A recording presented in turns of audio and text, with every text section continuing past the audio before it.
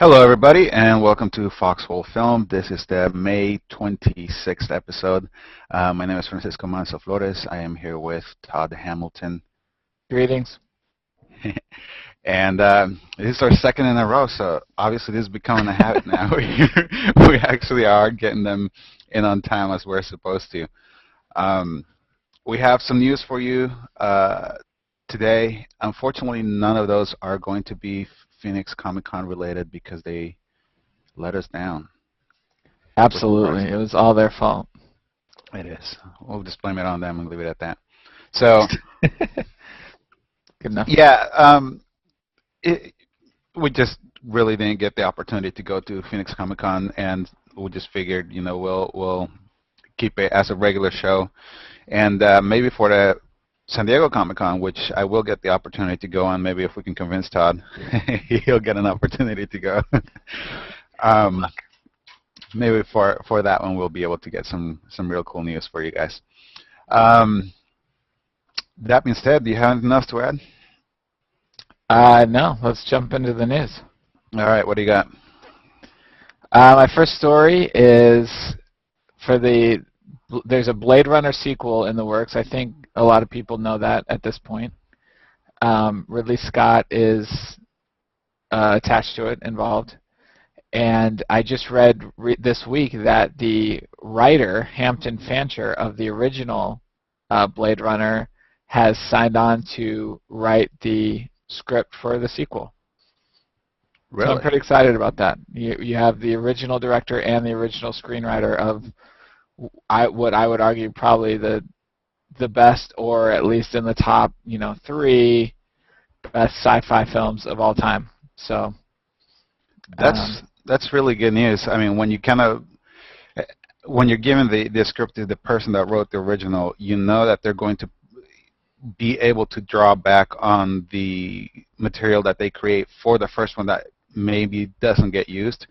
Because I think most writers will realize that when you are writing a screenplay, you are gathering a lot of material that doesn't necessarily make it into your actual script. So I think, for him to be handling that one, it will give that opportunity to show a lot of the stuff that he might have used for his original screenplay that he might have not been able to use. Absolutely, and it also, another common thing when you come up, 20, 25, 30 years later and say, oh, we're going to make a sequel or a prequel, and you get a whole new team to put it together, there often isn't that respect for the original material, and people pull out these things that they feel are important from the original and maybe ignore things that other people think is important. And you can't really complain when the original team is coming together to put a sequel together, this far in the future. Sure, no, that's true, and I think to a certain degree you can also kind of argue that it is a legitimate concern for that new team to come in and say, no, this is what we felt was important, because if it's a matter of opinion and that's what the producers are backing, that is an argument that they can make. Right. But that vision changes. So you're absolutely right, and this is really good news. I'm very glad to hear this. I didn't know that they were doing a RoboCop remake. Did you know this? I'd heard rumblings that they were thinking about it, but I didn't know they were moving forward. Yeah, I didn't know this. So when I ran into this news today, I was actually kind of interested about that. So I started looking into it. And Dark Horizons is reporting that Gary Oldman will actually be in this film, which to me is fantastic news. I love his choice of movies. I think he's a fabulous actor. I love seeing him in pretty much everything that he's done. He's not going to play Alex Murphy, who's the RoboCop, or the cop that gets killed and turned into RoboCop, but he'll play the scientist that creates RoboCop.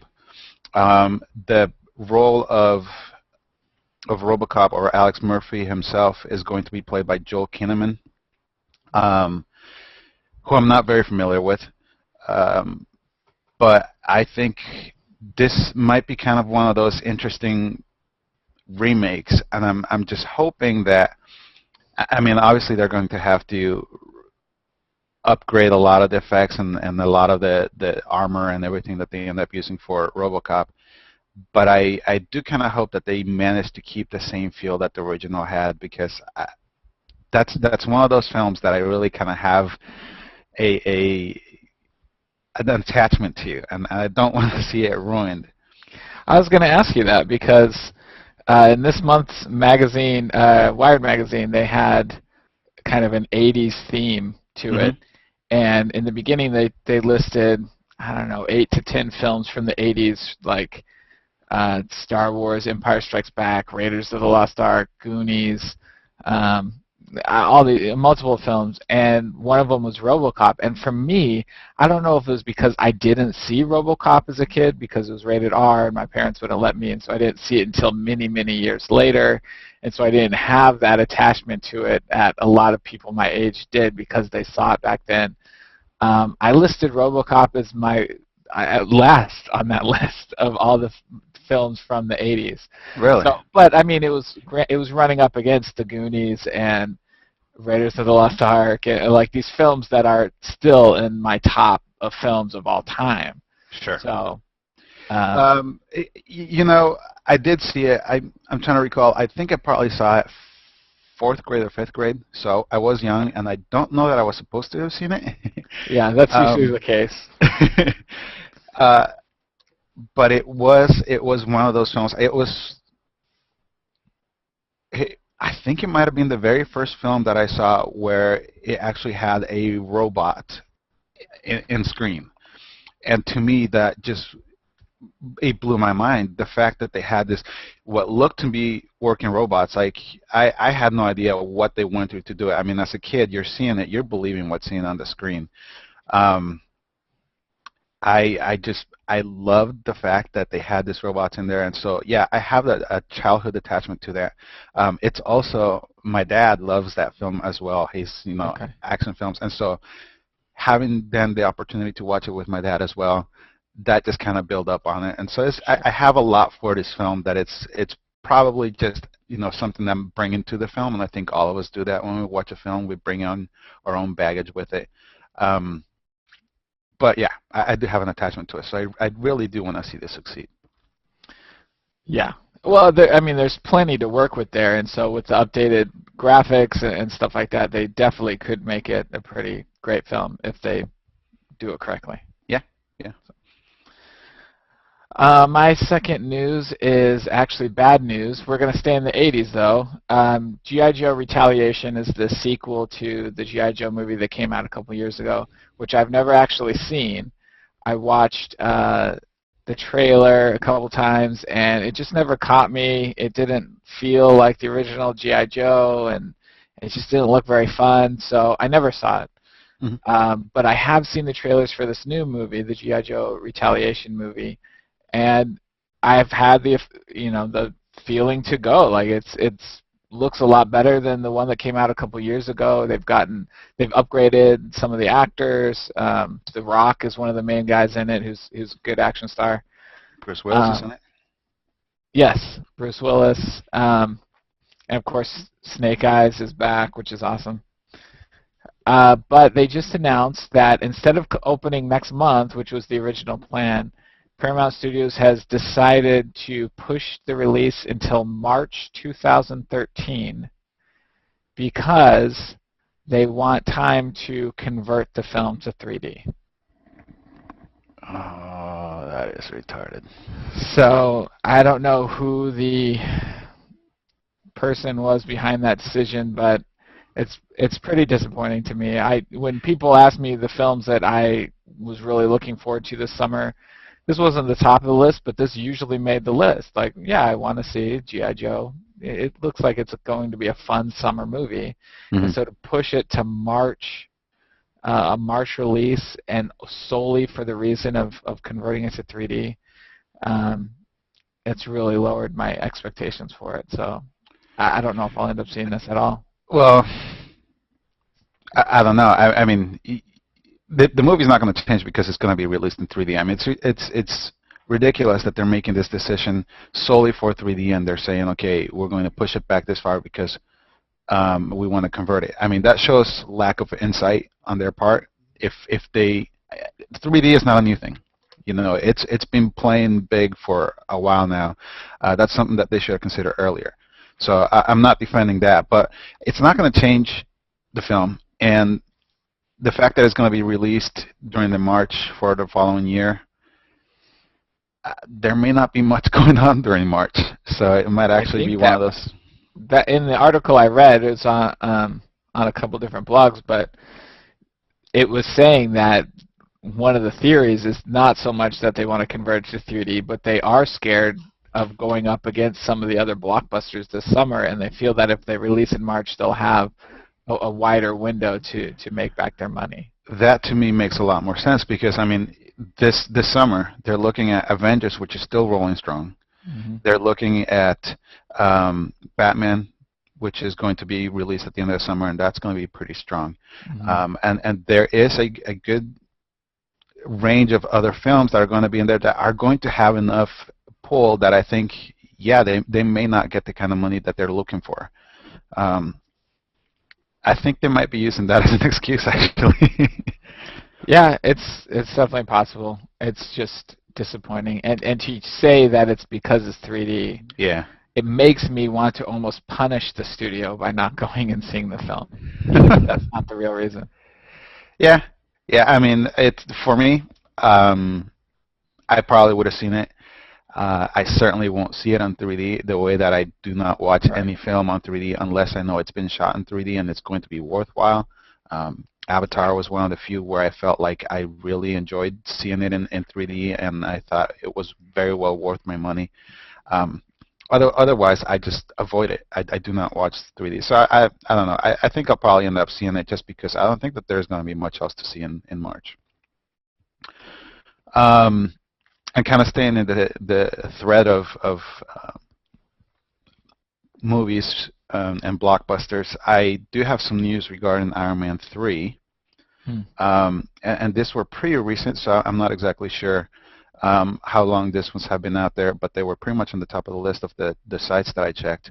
But they're basically saying that due to the success that Avengers has had, the Marvel Studios essentially came out and said, we're going to give you $60 extra million to put into Iron Man 3, and we want you to make it not just the best Iron Man film, we want you to make it the best Marvel film ever. 60 million is a chunk of money. They already were at 140 million, so this bumps them up to 200 million. And I don't know how I feel about this. I'll tell you how you feel about it. You hate it. Part of me does. Part of me does because I know what happened with the Pirates movies, which I think it was pretty similar to this, where they have a successful film and their mentality is, let's dump more money into it because that will make it better. That will automatically make it better. Right. Yeah. And it doesn't. It doesn't work that way. I think a lot of times when you start dumping money into a film, you are creating the fallacy that much more money will translate into a better film, where it ends up going into unnecessary CG shots. It basically just becomes gold plating on whatever the movie was going to be anyway. Yeah. So I'm a little concerned about that. And it's funny because I never was a fan of Iron Man, but I have become a fan of Iron Man after the first two movies, particularly the first one and the Avengers film, which I actually ran into someone yesterday who was saying that it should have been called Iron Man 3 because he pretty much stole the show. Yeah. I thought he was fantastic in that show, and it's fine, but I do want to see this franchise succeed. And I'm not sure that just dumping money into it and calling it a better movie is going to be the best way to do it. But hopefully it'll work out. As a side note to that, they did also say that Ashley Hamilton is going to be playing one of the villains, which I didn't know that this particular character was going to be involved in the film. His name is Firepower, and that's, I'm guessing, going to be one of the supporting villains, not necessarily the main villain. And then Jon Favreau is coming back for his role as Bodyguard, which I thought was kind of cool. Ah, that's funny. Yeah, it's good that John's, even though he's not directing the Avengers or Iron Man 3, he still kept his relationship good with Marvel, where he produced the Avengers, and it looks like he's going to be doing his little cameo, bit pieces and stuff. So that's cool. I'm excited for it. I think the more Marvel is hands-off, I think the better. The fact that they were able to get a strong, successful writer-director like Joss Whedon, he could fight for what he needed to fight for, and that's what made the Avengers successful. When the Marvel studios try to take over too much, that's when you get films like the original Thor movie, and Iron Man 2, and things where they're putting too much focus on stuff that shouldn't be focused on. Sure. So, I just realized this right now, but all three of my news stories are from the 80s. So if you're looking for news from like the 90s or the 2000s, screw you. Alf, the TV show, the creator of Alf, his name is Paul Fusco, this is from Dark Horizons, has said that he is ready to pitch a film adaptation of the TV series. And he said timing is everything, and right now the timing, for whatever reason, I don't know why the timing is good now, but other than the fact that everyone's trying to go back to the 80s and find any property whatsoever to make money off of. So maybe that's what he's talking about. But I think it'll be fun. There's a lot of people that don't know much about Alf, and it ended really poorly. I don't know if you remember, but they kind of canceled it after a season finale, not a series finale. So it just kind of abruptly ended, and no one knows exactly what happened to Alf and all that stuff. So maybe he can use this movie to kind of tell the true story, the true ending of Alf. I was in Mexico when this show came out. I don't know how much of the show was lost in translation, but I really didn't care for it. And I know a lot of people. Cat lover. And Alf ate cats. And I love the fact that he ate cats. That's probably one of the coolest parts of the show. Okay. No. I just I watched it. I think I've seen probably 10 episodes, so it's not like I've only seen a small amount of episodes, and I don't have enough to make a judgment. I honestly think that just it wasn't my thing. I'm sure people will be happy about that. The people that have, but to kind of piggyback on what you were mentioning, as far as right now being a good time for 80s properties and such.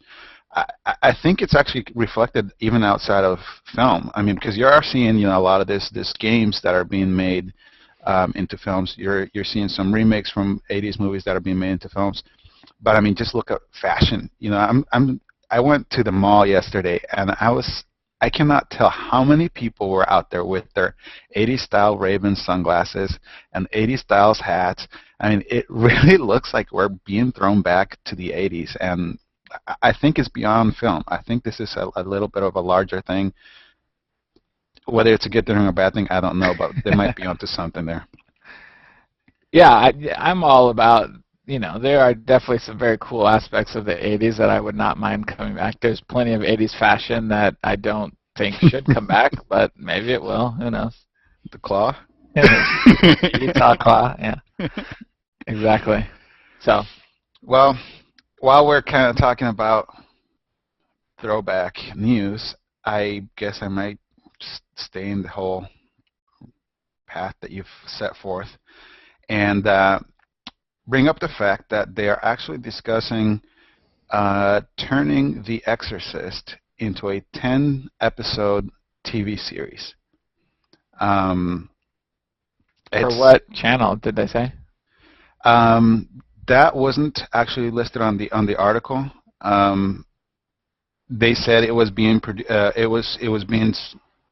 shopped to Morgan Creek and producer Roy Lee. I don't know if they are attached to any one network. The article itself did not say. That is actually one of the questions, though, because what network airs it will determine how I feel about this kind of coming on. You know, Right. if it's something like, you know, CBS or you know, Fox or WB, it's going to be totally different than, say, AMC, which have actually gotten a really I really respect what they've done with their serials, or if it goes, you know, to some other cable, you know, FX maybe, or I doubt HBO would pick HBO or this up. I don't know Showtime. if they would pick something like that, but Showtime perhaps, Stars. Cinemax, Stars. So there's options out there, and I think that that venue will determine, I think, the success of something like this. That being said, I do think that we're kind of ripe for a miniseries in this case. That is in the horror genre, because I watched what was that, American Horror American Horror Story. Story. Yeah, I enjoyed that. I thought it was a fun series.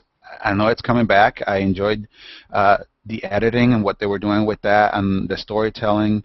And it had a lot of consistent creepy moments in it that it kept my interest. So I think, you know, they might be kind of finding a cool little niche here. Hopefully they won't overdo it, but I think this might actually be a good idea, just simply because then you can kind of really sink your teeth into the story of the exorcism and everything that was kind of playing around this story,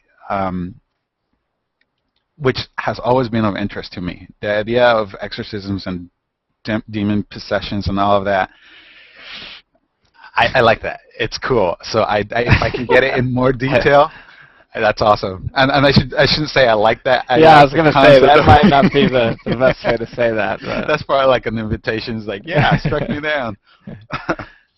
Yeah, I noticed. I watched American Horror Story too, and I did enjoy that. I did notice through that the things I enjoy most about horror films can be done in a television series, because I'm not about the gore or nudity or, you know, that aspect of that's really popular in horror films. I like the suspense and the ghosts and just the creepy aspect of it, and all of that can be done in television. Like it's super creepy, but it's not, you know, it's not language, it's not something that would be banned to show on even network television. Right. The Exorcist is a little bit different, because that is dealing with a different subject and a little bit more adult in nature. But sure. Yeah, I mean, we've talked about my opinion of The Exorcist, but yeah, that should be scary, no doubt. Yes. Okay. Does that wrap up our news? It does. Okay, so that brings us to our reviews. And today's spoiler-free review is for a Norwegian film called The Bothersome Man. Came out in 2006. Directed by Jens Lean, written by Per Schreiner. Yeah, it's going good. It was an interesting film. I'll go ahead and go first if you don't mind. Go for it. I love this type of film. I like anything that is able to kind of use an awkward situation and even make it more awkward, and it takes things perhaps a little bit out of context. It has a story that's quirky. There's a lot to this film that I really liked, and part of it was in its very simple approach to the story that it's telling. If I try to give a synopsis, it's probably going to be convoluted, because it's hard to understand exactly what's going on. There is this man that arrives to a deserted little place in the middle of nowhere, where he is picked up and brought into a city where essentially everything that he wants is given to him. You know, he works as an accountant with a boss that's willing to pretty much give him, you know, all the breaks he needs and gives him money right off the bat, and everyone is compliant to everything, and it seems like it should be perfect, because there's really nothing that you have to work for. It's you just kind of go through your life, pleasant as can be. But in the process of going through this life, he starts realizing how not happy he is, how this complete compliance by this town it is kind of a curse on him. And so he goes through this film trying to find his way out of the situation that he's in. And I don't want to. This is the spoiler free review, so I'm not going to go to the fresh review. Yes, we should say. We'll call it the fresh review. I liked it. I really enjoyed the acting. I really enjoyed the story.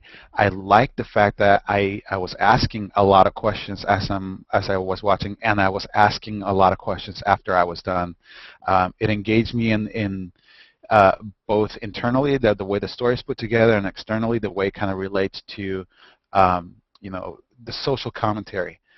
Part of me feels like there are elements from North Fork. There's elements from Risk Cutters, and there's elements from Fight Club, but without the fight. I think that they've kind of tapped into those three movies and kind of come up with a really unique film that speaks to a lot of what we're seeing with our very commercially minded society, and I thought that this movie is definitely worth watching. All right, The Bothersome Man. Yes, I will start by saying this movie is weird, with a capital W, and that rhymes with W, and that stands for weird. I'm going to ask you a question about it before I go any further, without giving any spoilers away. Do you feel that initial scene, before the one that it shows the bus coming up to the gas station and stuff, did that... The subway scene. Yes. Yes. Did that happen chronologically to where it was shown, or do you think that was a cut of when the subway scene later on was, and it went back in time and then caught back up and then went forward? I do you think see the second subway scene as new, but an imitation of the original? No, I think it's intended to be the same scene. Okay. I think that the way it was edited was done to imply that it is not just what it seems it is. And I don't know that I can't give too much in spoilers. Sure. We'll talk about it next time. But I think that there's a very good reason why that scene is there. Oh, good. I do want to talk to you about that, because even it doesn't change the quality of the film, but it could change the interpretation of what the film is saying, possibly. I will say I really enjoy this film as well. It's very slow and methodical, and so I know there are going to be people out there that will not enjoy it, and so I'll say that flat out. It's also a foreign film, so there are subtitles, although there isn't a whole lot of conversation. And ironically, the majority of the conversation that goes on is not that important, which is part of the beauty of the film. It's hard to explain, but he's in, and you had mentioned Risk Cutters, he's in some form of hell in this city that he goes to, depending on your definition of hell. Some might see it as a heaven, and some majority of people do, according to the lady in the city. But he definitely doesn't. And so he just kind of is this fish out of water, and he's in these very, like you said, awkward situations, and very boring situations where all people want to talk about is interior design and different types of couches and the weather and just the most boring conversations you can think of. And he's kind of stuck in the middle of it. And whenever he tries to bring up anything even remotely interesting or different, people just walk away, or they ignore him, or, like they want nothing to do with it. So, I thought after seeing this film, I was like, could this be said in a short film and still have the same level? Because there are, longer takes and slow conversations and things that you're like, okay, maybe you could cut some of this down and still get the same point. But I honestly don't know if you could. I think part of that that length and those conversations is what gets you to where you are at the end of the film. So Yeah, I totally agree with that. And I was one. I was not at all certain what your thoughts were going to be. Usually, I can read your taste in movies pretty well. With this one, I was actually thinking you weren't going to like it. I don't know, but this film, I mean, and you mentioned, they have dialogue, but then that dialogue itself is very unimportant. But it's part of what makes this film that film. And you said it is difficult to explain, and you do have to watch it to understand what we're talking about. But it makes the point that there's a lot of these superficial things going on, and the conversation itself is part of that. mm-hmm. And I think that in building that and in showing us the way and how thorough this world is in pleasing its citizens, I don't think you cannot do it in a shorter amount of time, because I think that shortening that amount of time then will would make give it more of an less interesting meaning. world. Yeah. Right. It'll give less meaning to what happens at the subway scene onwards, which is, to me, was shocking. I was not expecting that. So, yeah, I do think that this film needs to be a feature and Yeah. not a short. The difference, the reason you brought up that sometimes I don't like these types of films, and I'm not a huge fan of Lynch, and I've only seen Norfolk once, and I struggled with that one a little bit. I think the difference between this film and those films for me was by the end of this film, I was able to come up with what I think is a relatively strong theory as to what the filmmaker was trying to say. Mm-hmm. And so when the credits rolled, it wasn't so much the story of, oh, well, what's going to happen next, or why did this happen, or anything. I could go back through the film and say, okay, I think I got the idea. I think he's trying to say this. And I don't even know if me saying what I think his point is would be a spoiler, so I'm going to save that till next week. But Yeah. That's where the satisfaction came at the end of that film. Be like, oh wow, this is what he's saying, and whether I agree with it or not doesn't matter, but I could see that point. Whereas a lot of times with North Fork or especially with Lynch films, when the credits roll, I am so lost. Like I really have a difficult time understanding what the point of 90% of the film was. I'm like, okay, that ended with whatever. So that was the difference for me, and that's why I enjoyed this film. Yeah, no, that makes sense. That makes total sense. And you're right. I like that abstraction in those films, and so that's why I do like David Lynch, and I do like films like Norfolk and those that are so open-ended. I kind of see him more as a piece of art that is open to a number of interpretations and that provide really no answers, and I'm okay with that.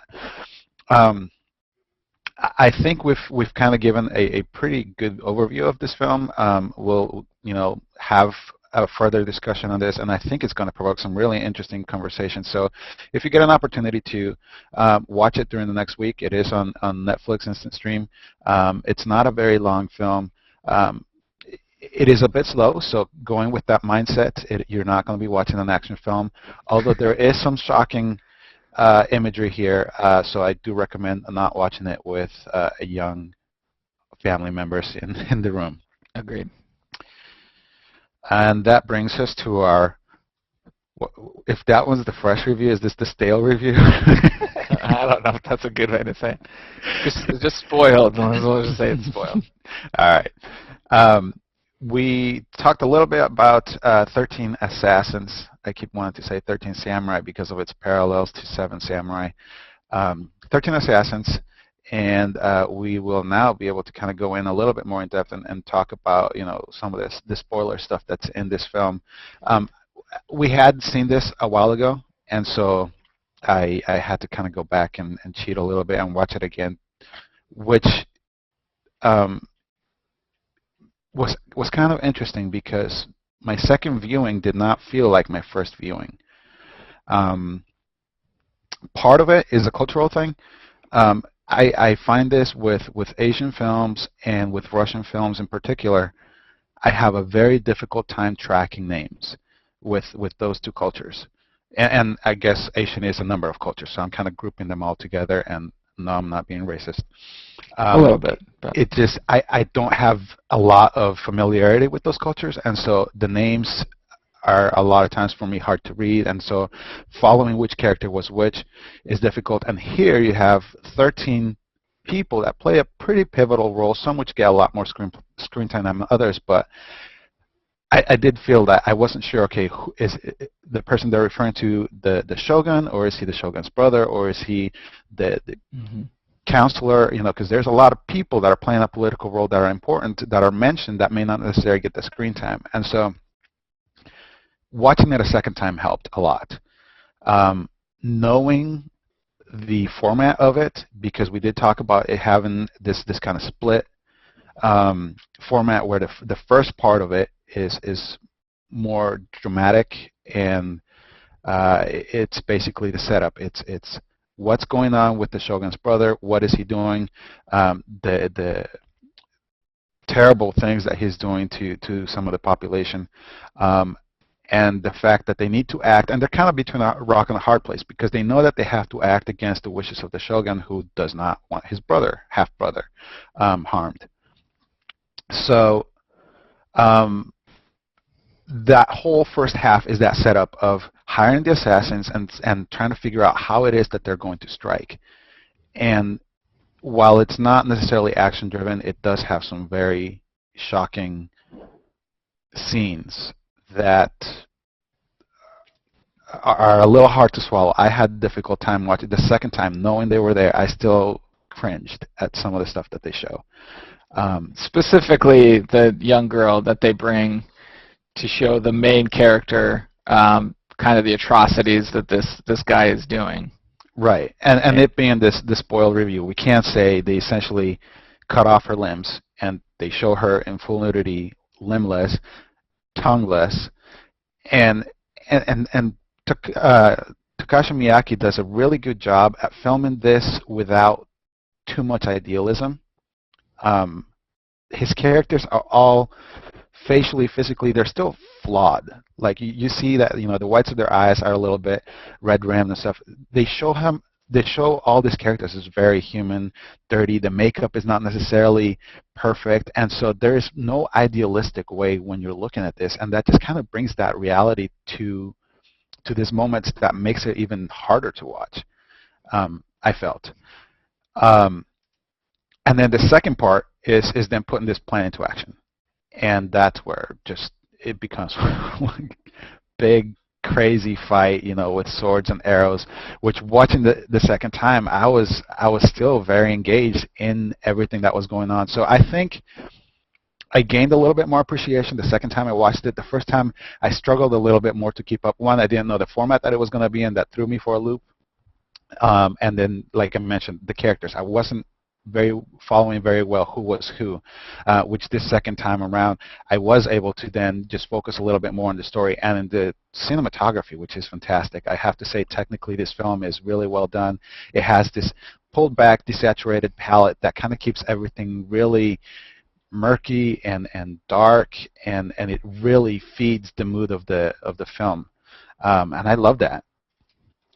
Yeah, I would say one of my favorite, before we got to the attack scene, one of my favorite parts of this movie overall was the struggle of these characters and making that final decision that's specifically the main character, that he is going to go against the Shogun's word and kill and attack, try and assassinate this character, knowing full well that whether he succeeds or not, he's most likely dead. Mhm. Like, not only is he taking on this guy in his army, but he has no idea what the Shogun is going to say or do, even if he succeeds and kills the Shogun's half-brother. Right. So you can almost see that on the character's face, to say, okay, this is so horrible, I'm willing to give my life to try and better this situation. And that scene with the girl specifically, I think you can see that transformation in the character. So the acting on that aspect was amazing. I was really happy with that. There's also a number of scenes that are in and of themselves, and this is, kind of taking it outside of the story and just looking at particular scenes. There are the way some of the action scenes are handled are really, really well done. There's one part that kind of draws to mind, and this is very much playing on the samurai culture, and I guess it is a culture, samurai culture, Yeah. the way it's built. But when they get to that point where they're in the town and the army's coming in, and it's the master and his young apprentice. There's one kid that gets brought into the group. He is the pupil of one of the shoguns, not shoguns, samurai. They are essentially cornered, but they've set it up so that there's, in this alley, it's just lined with swords. And they just place them on the sides, on plants, on dirt patches, everywhere. And essentially, the master's just like, kill anyone that gets past me. And then they rush him, he rushes them, and he's just going through, and he's just taking swords left and right. And that entire scene, I was just like, that is, it's such a great way to show, what these people are made of.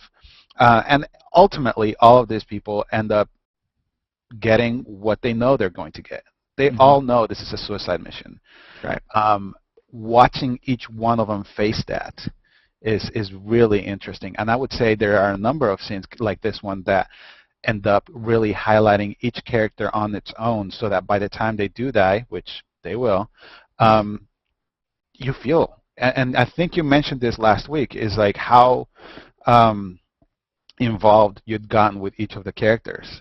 And you're absolutely right. I think I felt that more the second time, which I think is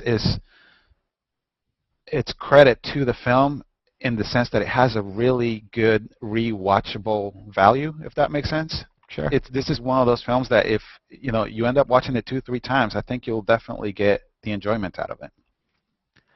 Yeah, it's been a while since I've seen it, and I should have watched it again before we did the spoilers, but I completely agree. And I do, the idea of watching it again sounds totally okay with me.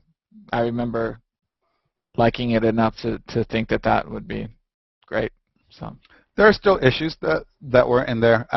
Some of the special effects fell flat, especially the burning bulls. That was bad. Some of the explosions, some of the parts where they're blowing up bridges and the horses are kind of falling, they look kind of fake. But I found myself seeing less flaws the second time, just because I think I was a lot more swallowed up by the story watching it this time around.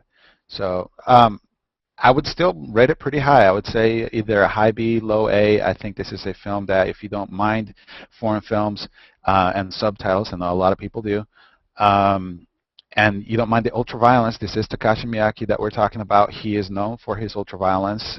He's the one that did Ichi the Killer and then a number of other films that are just out there as far as violence goes. He's going to have a lot of that.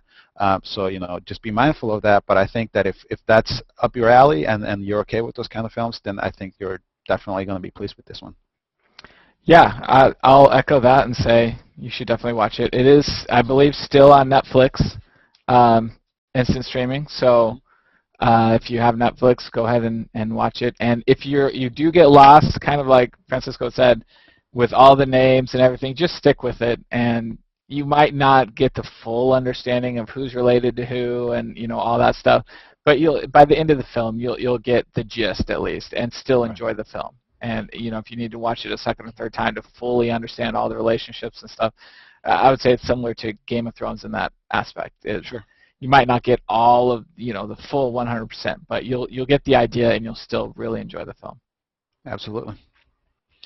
All right, so that's pretty much it that we have for you this show. We will come back next week with a spoiled review of The Bothersome Man, which I am looking forward to very eagerly. Good talk. And then we will have a fresh review of a film that we still haven't decided on. So while we were doing this, I just decided. Oh, So well then, there's that answer. we're going to do Lars von Trier, Melancholia. Oh, I almost started watching that last week, so I'm ready for that one. Cool. That's Very on cool. Netflix streaming too. So if you guys want to join us for that, go ahead and do that. Right, and that's one thing that we do want to point out is we are going to do our best to try to keep the films that we review on streaming, make it easier for you to follow, make sure that, you know, if you have the time to watch it, you can come in and see the spoiler reviews, because we do want to try to get eventually everyone into a conversation, and hopefully we can get a chat room and get everyone involved. So with that, have a good week, and we will see you on the next episode.